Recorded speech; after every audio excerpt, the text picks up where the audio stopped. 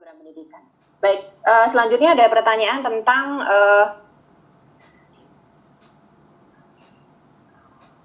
evaluasi kecurangan. Tadi kalau masalah kecurangan sebetulnya tadi sudah sempat dibahas ya. Jadi karena kita juga belum tentu bisa kalau di FKUI karena kita belum tentu bisa mengantisipasi hal tersebut, makanya asesmen yang sifatnya sumatif semuanya ditarik ke belakang gitu, karena kami juga berharap mahasiswa juga mendapatkan suasana asesmen yang lebih baik gitu. Lalu kemudian ada pertanyaan tentang kalau dari Dr. Shirley dari FK Untar, pembelajaran jarak jauh itu dapat menggantikan maksimal berapa persen target pembelajaran kemanitraan di klinik? Dr. Siska langsung mengenitkan kening, saya juga agak susah jawabnya susah dok. Nggak apa-apa, itu mungkin pertanyaan kita, tapi mungkin dari ulasan yang tadi sudah kami sampaikan, kita patut menyadari bahwa kalau di kepanitraan klinik tentunya PJJ ini tidak bisa menggantikan semuanya. Jadi target pembelajaran yang bisa kita gantikan itu adalah yang terkait dengan pengetahuannya saja. Sehingga kita perlu melakukan adaptasi untuk yang praktek kliniknya sendiri. Itu pun juga dengan berbagai konsekuensi. Apakah kita bisa lakukan dalam waktu berapa lama? Apakah tadi seperti yang diusulkan Prof. Ovi ya harus kita tarik ke belakang hutang-hutangnya sehingga kita bisa masukkan ke tahap berikutnya dan seterusnya. Bahkan bisa menjadi catatan khusus saat lulus ini nanti misalnya harus mengikuti UKM PPD atau harus melakukan internship misalnya, tapi masing-masing program studi tidak hanya kedokteran, sebagai profesor saya itu juga punya maksimal mungkin kompetensinya tercapai selama pendidikan. Jadi kita tidak terbatas pada semester ini, tapi melihatnya secara keseluruhan. Kalau saya agak susah dok menjawab exact maksimal berapa persen dalam hal ini. Usul yang kedua adalah mengikut sertakan mahasiswa. Itu yang mahasiswa kita sebenarnya saya yakin mahasiswa profesi kesehatan dimanapun itu luar biasa. Mereka punya awareness yang luar biasa untuk diri mereka sendiri. Apa yang mereka sebenarnya belum tahu. Misalnya tadi Prof. Ovi, kontrasepsi itu mungkin menurut kita harusnya bukan sesuatu yang sulit gitu ya. Tapi ternyata ada mahasiswa yang, Prof, kalau misalnya nggak dilihatin Prof, Prof, misalnya gitu. Itu juga kita berikan ruang kepada mahasiswa untuk mengevaluasi diri dan kemudian untuk mengusulkan kepada kita materi apa, paparan apa sebetulnya yang diperlukan. Untuk di FKUI sendiri kami sangat bersyukur dan sangat membanggakan sebetulnya mahasiswa FKUI, mereka nggak dalam proses adaptasi ini mereka kita Dr. Siska juga sudah tahu gaduh gelisahnya mahasiswa karena mereka concern dengan bukan masalah PJJ-nya tapi lebih ke nanti kalau kami nggak tahu ini, kalau kami nggak kompeten, kalau kami nggak ini gimana gitu. Jadi mereka concern juga dengan kompetensi yang akan mereka dapatkan sebagai calon-calon dokter atau seorang dokter nantinya. Sehingga menurut saya penting untuk kita mengikut sertakan mahasiswa sejak awal, ajak mahasiswa bersama-sama dalam proses adaptasi ini. Jadi jangan sampai kita semua sebagai staf pengajar, kita tentunya pengelola staf pengajar akan terus mengupayakan, tapi jangan sampai yang stakeholder utamanya ditinggalkan, justru ajak sejak awal. Dan itulah sebabnya asesmen formatif jadi penting. Silakan Prof. Ya. Silakan Prof. Jadi sekali lagi ini soal kompetensi atau keterampilan klinik ya. Nah, saya banyak membuat modul-modul karena Objin itu kita penuh dengan pelatihan baik untuk bidan, dokter dan sebagainya.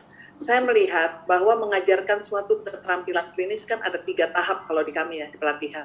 Yang pertama akuisisi, dia hafal langkah-langkahnya, tahu cara mengerjakannya. Ini bukan pengetahuan, ini bukan knowledge. Kalau knowledge itu dia tahu mengapa, how misalnya. Ini contohnya untuk melakukan persalinan. Kalau akuisisi itu dia hafal tuh 60 langkah untuk menyelenggarakan persalinan yang normal. Tapi kalau knowledge itu how-nya. Contohnya kenapa sih kalau kita menolong persalinan harus menahan perineum? Oh, untuk mencegah supaya perineumnya tidak robek besar. Nah, itu how. Itu knowledge. Tapi akuisisi itu sebetulnya sudah 80% dari kompetensi dia untuk sampai pada kompeten. Contohnya, kita banyak sekali dapat mahasiswa itu kalau ujian OSCE, dia lupa langkah yang sebetulnya nggak boleh kejadian tuh. Kalau dia sudah harus perform, langkah tuh nggak boleh lupa. Sama seorang pilot, kalau dia untuk menerbangkan pesawat, dia harus hafal luar kepala, 20 langkah lah misalnya untuk menerbangkan pesawat. Nah, jadi saran saya optimalisasi langkah ini. Kenapa mereka tidak bisa menghafalkan langkah? Karena, nah ini mohon maaf ini feedback ke kita juga. Karena pengajarnya juga tidak berhasil menguraikan langkah-langkah itu dengan baik.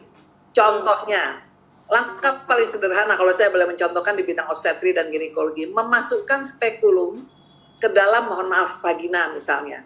Itu nggak ada tuh yang menjabarkan langkahnya dengan detail. Contohnya misalnya bahwa spekulum itu kan dari logam. Harus kita pegang dulu atau harus kita hangatkan dengan air hangat supaya ibunya nggak kaget. Kemudian ajak ibunya bicara, sudah di posisi yang tidak nyaman itu ibunya ajak bicara, kemudian jelaskan sambil memegang spekulum, jelaskan pada ibu bahwa kita akan melakukan langkah memasukkan spekulum, tidak akan sakit, ibu hanya merasa tidak nyaman, itu harusnya dituliskan. Kita berusaha untuk mengajarkan itu sekarang dengan bidan dan sebagainya, dengan menuliskan dengan detail. Nah kalau kita kan cuman biasanya, oh anak ini nggak bisa nih masang, contohnya tidak bisa melakukan fundoskopi nih kalau ada dokter Siska di sana. Bagaimana cara memegang fundoskopinya, apa yang harus dilakukan, berapa jarak, detail, apa yang harus dilakukan, apa yang harus kita katakan, itu kadang-kadang tidak tertulis dengan baik. Saya yakin di masa menyepi ini, para staf pengajar punya waktu cukup nih, untuk menguraikan semua langkah klinis dalam kata-kata yang bisa dihafalkan dan bisa dibayangkan oleh mahasiswa. Mahasiswa kita itu cream of the cream, mereka orang-orang terbaik dari lingkungannya, dan untuk urusan menghafal tuh mereka bagus biasanya. Saya sendiri mengetes kalau di kami, karena kami punya banyak langkah-langkah itu, jarang dari mereka yang gagal kalau mereka hafal dengan langkahnya. Nah, tapi tidak semua langkah ini, contohnya, saya dulu waktu pertama kali diminta untuk memasang sonde, mohon maaf nih, sonde untuk pasien, itu saya cari apa yang harus dilakukan, nggak ada tuh. Bahwa sonde itu harus dilakukan seperti ini, harus digulung dulu di tangan, disisakan hanya 20 cm untuk kita pegang, kemudian pasien kita minta untuk bernafas, kita ajak bicara supaya pasiennya tidak stres, kemudian kita masukkan perlahan-lahan di hidungnya, minta pasiennya untuk menelan. Gak pernah tuh saya punya untuk memasang itu, nggak tahu kalau sekarang. Saya berharap teman-teman sudah lebih detail, punya tahapan memasang sonde, sehingga begitu aja saya pasang yang terang aja pasiennya marah-marah. Ya belum apa yang harus kita katakan itu juga nggak pernah terurai. Kita berharap bahwa mahasiswa, dek pasang sonde, dengan dia melihat orang, dia bisa. Nah, itu cara yang paling jelek untuk mengajarkan langkah klinis. Kalau itu yang saya dapatkan dari pengajar-pengajar di John Hopkins waktu kami membuat langkah klinis. Nah, jadi kita kembalikan Dr. Titin, kita punya waktu untuk merevise kembali modul-modul kita, menyempurnakan modul-modul klinik kita sambil mengujikannya nanti atau melatihkannya pada mahasiswa via PJJ. Saya yakin kalau mereka hafal sama seperti saya, seumur hidup saya nggak pernah masak rendang, tapi saya tahu kalau ada resep rendang yang baik, apapun yang saya lakukan jadi rendang dia. Tapi kalau isinya cuma masukkan daging secukupnya, masukkan garam secukupnya, jadinya semur akhirnya. Ya, jadi hal-hal yang seperti inilah yang saya katakan. Bahkan ada rendang yang tidak bagus karena pemilihan dagingnya salah. Kita nggak detail bilang daging seperti apa yang boleh dipakai untuk masak rendang.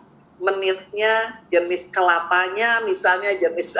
Nah ini hal-hal yang menurut saya pacuan buat kita untuk merangkai cara mengajarkan keterampilan atau kompetensi klinik yang baik. Begitu Dr. Titin.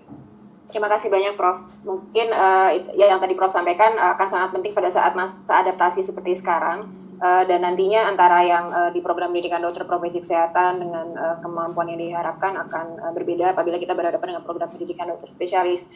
Terima kasih banyak Prof. Dr. Siska, ada yang mau ditambahkan tentang hal ini Dok? Karena sepertinya hari ini teman-teman banyak sekali yang concern tentang kompetensi klinis dan kompetensi keterampilan klinis. Silakan Dr. Siska.